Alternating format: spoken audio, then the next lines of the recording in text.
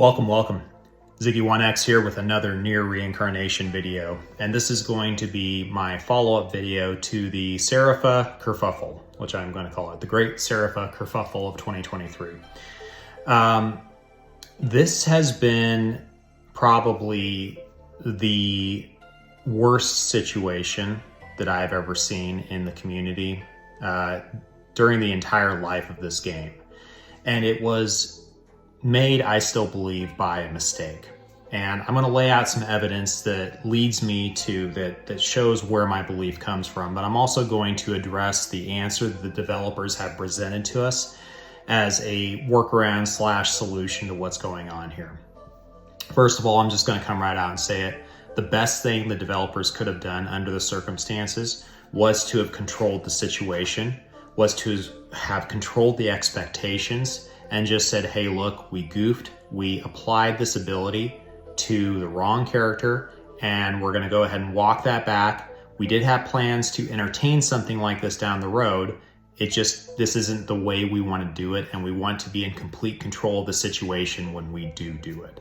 And that would have been something that it would have done two things for us. First of all, it would have been the developers just owning up to the mistake, and walking it back, but also giving us a little bit of a nugget of what was going to be coming down the road. Now, the reason why I say this, and just to reiterate real quickly, there's two generations of Abyssal mirror costumes, the first generation and the second generation.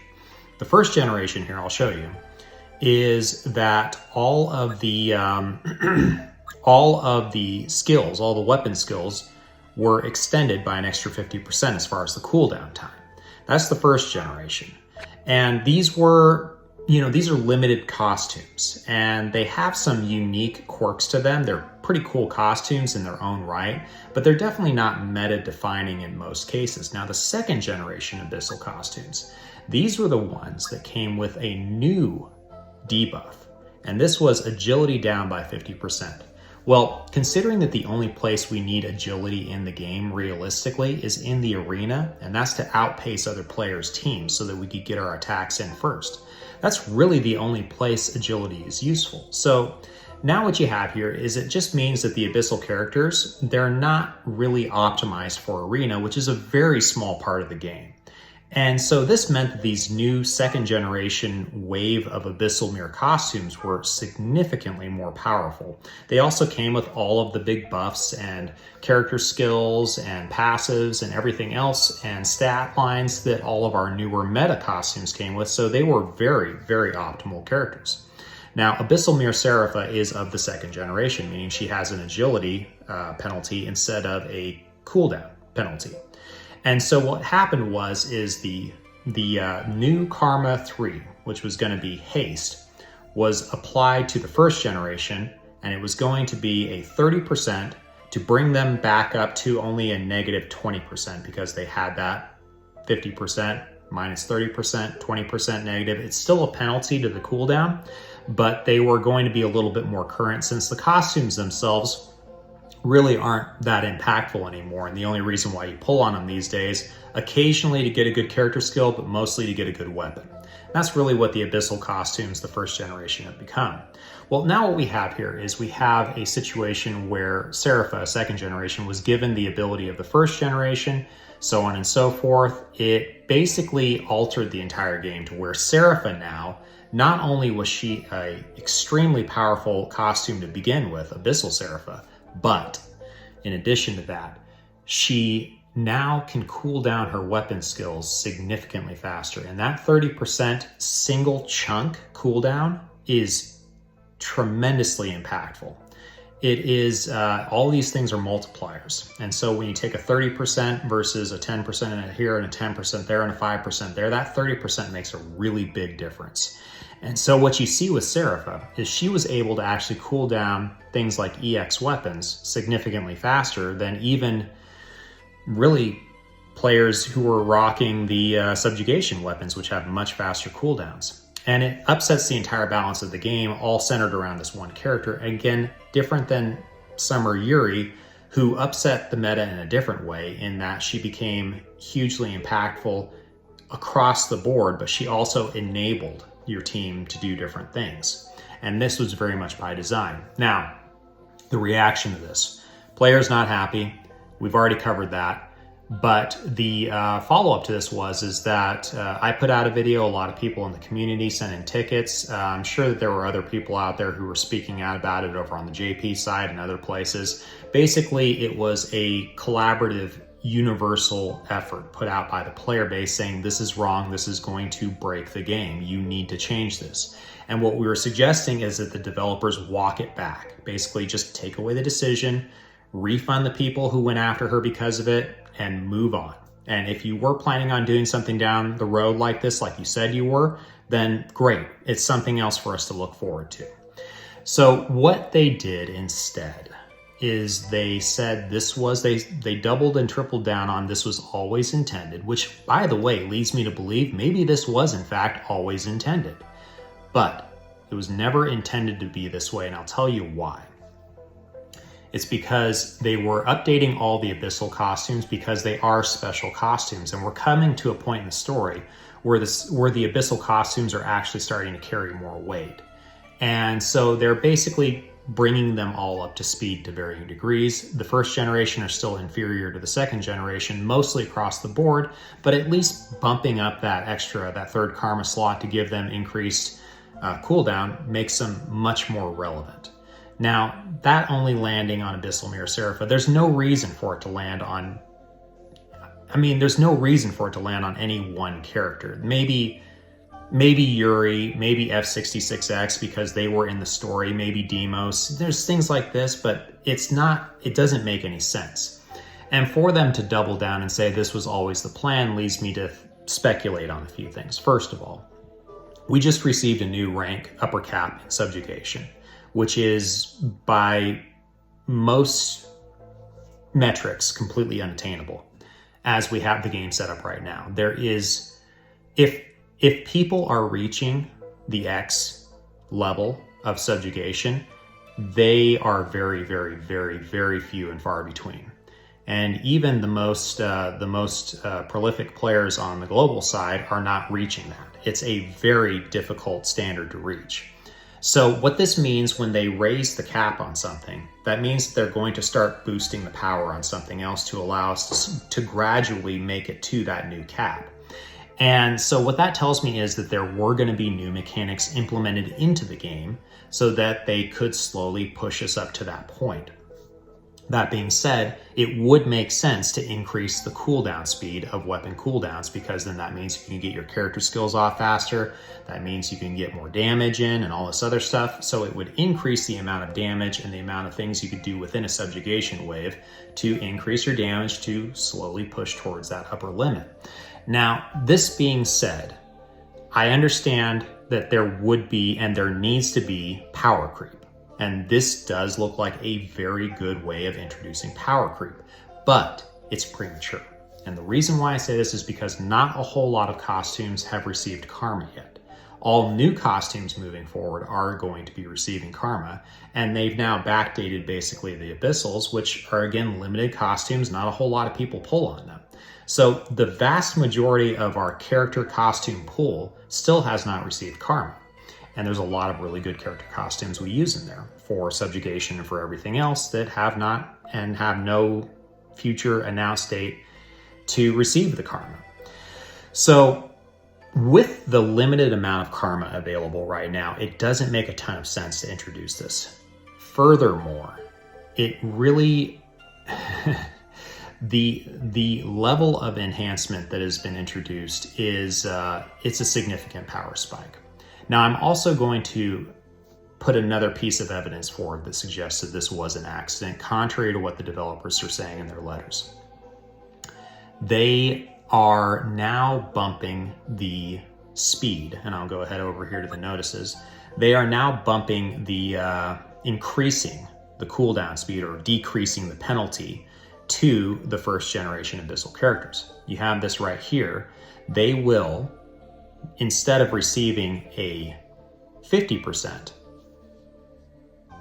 penalty, they're going to receive only a 20% penalty, which means that that 30% haste is going to bump them into plus 10% range instead of where they were minus 50%. So it actually bumps them into the net gain. But if everybody, it's the syndrome from The Incredibles. When everybody's super, nobody's super. And what happens is if every single costume receives this, every single karma costume receives this new buff of 30% haste in slot 3, then it's going to basically still completely leave the first generation Abyssal mirror characters behind. So they really don't gain much from it. Even from this late announcement with the way they're rejiggering things to make it work with this always planned announcement for how the 30% karma was going to come into slot 3. Even with that, the fact that they just now announced, instead of before, when they introduced the karma, that would have been the time to have done this. This is okay. This is why this is dishonest. And this is what bothers me about it, is the dishonesty of it. And I just feel like I need to put this disclaimer out. I am playing the game. I love the game. I am actually happy that they have addressed this as quickly as they have. I'm not happy with them that they didn't own up to the mistake, which they did not, and instead they doubled and tripled down on it. And the reason why they lied to us, the reason why I am now certain that they lied to us, is because they should have made that change, that 50% penalty to 20% penalty, when they first introduced the karma to the Abyssal costumes, because that would have made sense. They would have said, here is a 30% passive in your Karma 3 slot that increases your weapon skill cooldown, and we're also reducing the penalty. So that now puts them into the plus 10% range. That would have been amazing. Okay, that would have been a significant buff to the first generation Abyssal costumes, and it actually would have made them relevant again. And because they would have had a extra 10% essentially cooldown, which would have completely changed the dynamic of the costumes. It would have fundamentally changed the way we look at our first generation Abyssal mirror costumes. And it would have been something that would have been unique to them. So it would have given them a place that stood apart from everything else. But the fact that they did it after the fact that they changed that from 50% to 20% penalty after the outcry, after all the letters being submitted, the tickets being submitted, after myself and others and everybody on social media and YouTube saying, whoa, what the heck is going on here? After that, they changed it, which again leads me to believe it was never the intent for that to be the case. So what does this mean for us? Well, I hate that that's the case. I hate that they were dishonest with us about this. So what does it mean moving forward? Now, I was speaking with Lizzie in passing about this over on the Discord, and his opinion was as well, they're willing to make a change, so we really need to talk to him about this, and we need to continue submitting tickets. And by the way, I agree with that. I think we should continue submitting tickets and suggesting that this is just a bad move. But what I suggested to him is, no, this looks to me like they are put their feet down. They are making a final decision on this. I don't think we're going to get anywhere else with this. I think that they may have, in truth, been planning on doing something like this to increase our team's power and ability to mostly fight against subjugation and other things. And that this mistake basically took the decision out of their hands and forced their hands. And since this was something, I believe, that was always intended to be, I believe him on this, by the way, since it was something that this was always intended to be at some point down the road, preferably at planned time and not a desperation situation like this, since this was something that was planned, they now had to rush it. And it doesn't really look good. It doesn't really feel good. And two things can be true at once, by the way. It can be true that they lied to us about the way it was implemented on Sarafa and that it was always intentional. But it also could be true that they were planning on implementing it down the road as a form of power creep, basically to boost our own power within our teams. And I actually believe that that is the case. So them walking it back all the way and then jumping forward with it put them in a bind. It put them in a bad situation. I think the first suggestion that I made at the onset saying, hey guys, this is something that we were planning on putting in. It was dropped by mistake. So just look forward to it at some point down the road. In the meantime, we're sorry. Here's your resources back that you spent chasing this costume that was so broken at the time. That would have been the best situation. That would have been the best solution. I don't understand why they didn't do that. It's a really bizarre, I can't wrap my brain around it because it is the best solution to this. But we're here. I don't think they're going to change it. And this is what I told Lizzie. This is what I've told others. I don't think they're going to change it because they put their feet down. So what does this mean for us moving forward? Well, what it means is that every single costume that receives karma is going to have the option in karma slot 3 to receive that 30% haste. That's significant. That takes karma slot 3 from being one that I've only put on Theo at this point, takes it from being a luxury that you really don't need to a necessity. It becomes crucial for any karma-enabled costume to get all the way to karma slot 3 and then get that haste. Now, I kind of hate that to a degree. I like it and I hate it. I hate it because it is the only viable role on karma. It's the only one. Every other, by comparison, every other role on karma slot 3 is absolute hot garbage that smells really, really bad and stinks up the whole house. That's what every other role on your karma slot 3 feels like compared to that. So it's a must-have. I don't like it when games shoehorn you into one option that is the only good option. The benefit of karma slots 1 and 2 is that there are multiple really good options. In slot 2, you have 20% pursuit, 20% bold vigor, and 20% caged vigor. Those are typically going to be your 3 best options for an attacking type character. And each one of them basically does the same thing, but is triggered by a different effect. The same thing with slot 1. You have a mixture of crit damage, crit rate, attack, and all these other things that when you mix and match them, depending on how your character is built, not all 2 are equal, and many options are viable. So slots 1 and 2 are performing as intended. Slot 3, a little broken. It has to be a certain way and it can only be one way. So from a mechanical perspective, just the mechanics of the game, the way this impacts our game, well, there's a couple things here. First of all, you're gonna have to roll karma slot 3 now. And if you want to keep up, especially in arena. It also means that arena is going to fundamentally change. The costumes that have karma are now going to be pretty much all you see in arena for the most part because they have such a huge advantage with that haste. It is a huge advantage. And so that's going to fundamentally shake up arena in a really big way. And when I say really big way, people thought that the shakeup with Summer Yuri was big. It's going to look nothing like what's coming once this happens on October 5th, which is the drop date. And so this is going to fundamentally shake up arena. It's going to become an essential part of any part of the game. What's it going to do on the mechanics side of the game though? It's going to make the game run faster. Now, I've been playing Ever Crisis, as I said, and Ever Crisis is a much faster game. The cooldowns of abilities are way faster. You're basically really quickly tapping between things, tapping between characters, doing this, that, and the other. It's a very fast-paced game. Whereas NieR Reincarnation in combat is much slower because the weapon skills by default take anywhere from 14 to 28 seconds to cool down. That is just to trigger off one ability. So 14 to 28 seconds per ability. And granted, you have multiple characters firing off their abilities at once, but it kind of gives you a chance to breathe between abilities. If you've got a built-in 30% haste on top of everything else, that means your weapon skills are going to be cooling down way faster. That means you're going to be doing a lot more fast tapping. It's going to be a less chill experience in battles, I'll put it that way. And your character skills are going to be firing off more often. You're going to be doing a lot more damage in combat, which means that they're going to have to now shift all content moving forward to make it significantly more difficult to compensate for that. Now, what does that mean for all of our other costumes? Well, all of our older costumes that don't have karma yet are becoming kind of obsolete, at least until they get karma. This now has gone from becoming a very good buff to the critical buff. Karma is now the premier, end-all, be-all. Nothing even comes close to a buff. And that is game-shaking and in parts game-breaking. Because now the developers have just created, maybe inadvertently, maybe they didn't think this through the way I am right now.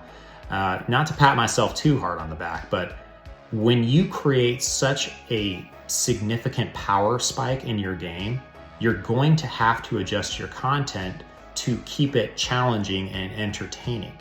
Because if we're just, the problem that we had in the first probably 6 months to a year of NieR Reincarnation that people just kind of walked away from, it never bothered me that much, but there were people who just walked away from it because the game was too easy. And that's because you could basically put it on auto, run through the game with A2 and beat everything. And that was cool at first, but when there's no real challenge presented, it changes kind of the way you look at the game. The great thing about the new content we've gotten is that it's all been relatively challenging. And there's been different levels of challenge all the way up to and including subjugation. And there's something for everyone to do that is easy to play passively, like farming events, as well as challenging, like subjugation or fate board, or even recollections of dusk. And so what this means is that they're going to have to probably take their plans and their way they were mathing things out and amp that up a little bit. So the characters, costumes who don't have karma are going to fall way behind. The costumes that do have karma are going to stay relevant. There's going to now be another critical piece that has to be done for all players, because karma was still kind of a luxury. It was a good, powerful thing. But this makes it so much more impactful that now everybody's going to have to dip into karma. And so the developers have, in a way, answered this. They have made it basically easier. There's a more technical explanation in the notices, but they've basically made it easier to get better rolls. So spending less resources is what that means, less time on rolling karma, because rolling karma is a very time-consuming process. And so they are making already adjustments in-game to account for this. What it also, by the way, means, just as a side note, the Abyssal Mirror Serapha, or Sarayu banner that has been up, that's been in maintenance now for a while, it's going to be in maintenance until October 5th. So the questions that I've seen on Reddit, that's what's happening. October 5th is, or they're around that part. The banner is going to come open again. It's basically going to be exactly the same banner, and you can go ahead and pull on whatever you want then. And so there's going to be a lot of changes coming down the game. Now, what does this mean for the players? Now, I've seen some, as far as I'm concerned, my personal thoughts on this, and this is becoming a very long video, but this is kind of a big deal. So I felt like I just needed to do a candid, break it down, have a conversation, and that's all this is. What this means for me personally, it doesn't really affect me that much. And it only bothers me in the sense that I suspect that it is true that we were going to get this buff at some point down the road. It bothers me, though, that the developers very clearly were dishonest with us and that they really didn't own up to it. Like, not at all. And they've always owned up to things in the past. So maybe there was something going on behind the scenes that prevented them from coming right out and say it. I know what corporate talk looks like. I know what the talking out one side of your face looks like. I've seen it. This feels very much like that. And I know why it happens. I don't like it, but I know why it happens. And someone was probably really under the gun with this. So they had to try and brush it under the rug as best as possible. There are now prominent players in the community who are basically closing their wallets. Like I said I would do before if this was not addressed, and it was addressed. And so, by the way, I've got no problem with spending in the game. I've got no problem with continuing to play as I was before, because they did address the problem, and that's all I asked for them to do. And they did address it by basically power creeping everybody, essentially, which wasn't an optimal solution, but it was a solution, and that's all I asked for. So they've delivered. So for me, that's fine. That incentivizes me to continue playing and spending. There are other players, though, like Siro, who's a top dog subjugation player. There are others in the Japanese community and others who basically just said that they're closing their wallets. Like this was such a significant blow to the mechanics of the game, and such an upset, unplanned upset, clearly unplanned upset, that they just, it disincentivizes them from really playing hard the way they used to. And that's tragic, because these are the guys who are more than just supporting the game by playing it, they're supporting it financially. These guys spend a lot of money on this game. And while it's not for me, I personally could not commit to doing anything like that for many, many reasons. For those of you who do, more power to you, you're supporting the game. But when you start, developers, when you start chasing away your big spenders and your tryhards, as my son would call them, And the people who really push the content on your game, that's what these guys do. They are pushing the content to the top end. It's the reason why we have a Subjugation X is because of these people. And this decision is effectively chasing them away, which is tragic because that hurts the game. I mean, people dunk on whales and they say, oh, well, that's just they are only able to do that because they're whales and things like that. That's not true. These guys are really skilled players. They use the whaling to enable what they do, but they are still incredibly skilled players and very, very tactically minded and do a lot of playtime to test these things out and math everything out. So when you start chasing these people away, you're hurting your game. And this decision, I'm afraid, at least in the short term, will hurt the game. And that's tragic. That's really unfortunate. And that's why I say at the end of the day, the best thing they could have done would have been to have owned up to the mistake, walked it back, reimbursed anyone who went in on the banner, and then moved on with your day and said, well, this was something down the road we were looking at doing and it still will happen, just to be announced. Best solution, didn't do it, unfortunately. They still have time to walk it back. October 5th is, well, actually, no, wait, hold on. October 5th is right around the corner. What am I thinking? We're in October right now. No, this is happening in a day or two. So, okay. Point being is that they're not walking this back. I take back what I just said. This is happening. And it's like what I said to Lizzie. No, they've made their mind up. They are settling in on this and they are not budging. So submit your tickets if you want to. It really isn't going to do much at this point, I don't think. But this is just the new normal that we're going to have to accept, is that Karma Slot 3 is now haste 30%. And that's the only ability that matters in Karma Slot 3. And every one of us who has a Karma enabled character is going to have to roll it. Not optimal, but you know what? I'm going to keep playing the game. I absolutely loved this newest chapter. Loved it, loved it, loved it. I don't know if any of you guys saw my playthrough on it. Loved it. Wonderful chapter. I can't wait to see what's coming next. So for me, this doesn't really hurt my enjoyment of the game. But I can look at it from an analytical perspective and say, you done screwed up, boys and girls. So, sorry. But those are my closing thoughts on it. That's really the last thing I'm going to say about this. Will I not roll 30% haste on my Karma Slot 3 out of protest? No, I'm not going to do that. I'm not an idiot. I'm sorry. I'm sorry. That's stupid to do that. It's in the game. You may as well take advantage of it. Is it a good mechanic? No, it's not a good mechanic. Am I going to use it? Yeah, because I really don't have a whole lot of other choice. And I don't like being in that position in the game. It's the same thing, by the way. If these kinds of, I'm going to give one warning. This is what's going to send me off in the other direction real quickly. I still play, but I used to play much more religiously War of the Visions, Final Fantasy Brave Exvius. And when they introduced a mechanic into the game called, what was it called? Oh my gosh, I wanted to call it Karma. It was called Trust Stones. The Trust Stone thing that they implemented onto their Trust Master abilities. And it was a broken mechanic. It was a fundamentally flawed, really janky, really, really terrible mechanic that basically they forced you into it because it sets you apart from everybody else, but it was such a poorly implemented and such a divisive mechanic that I stopped. I'd been occasionally paying into the game. I played it and I enjoyed it, so I paid into it. I closed my wallet and I never opened it back up after that. I just didn't care anymore. And actually since then I dropped out of my competitive guild and a bunch of other things. I play real casually, just kind of log in, do a few things, log out. That's all I do with it now. And that was because of that one mechanic.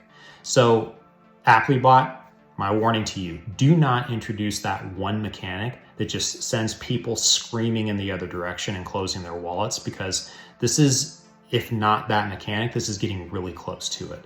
So please evaluate what you're doing with your game. Please make sure it stays balanced, because that's really important. And we're going to see some weird, janky stuff happening in the coming months because of this. And maybe some parts of the games are going to be way too easy and other parts are going to seem really difficult because they're now going to have to readjust the way they're doing things and playing with everything, like readjusting the challenge of everything because of this one mechanic that they just accidentally dropped in there and doubled down on. So that's it. I'm going to leave it here. That is my final thought on it. I'm done. Peace out, y'all. Have a good one. I'll see you in the next video. We'll talk about banners. We'll talk about costumes. We'll talk about all the other good stuff. So in the meantime, peace out Later. Bye.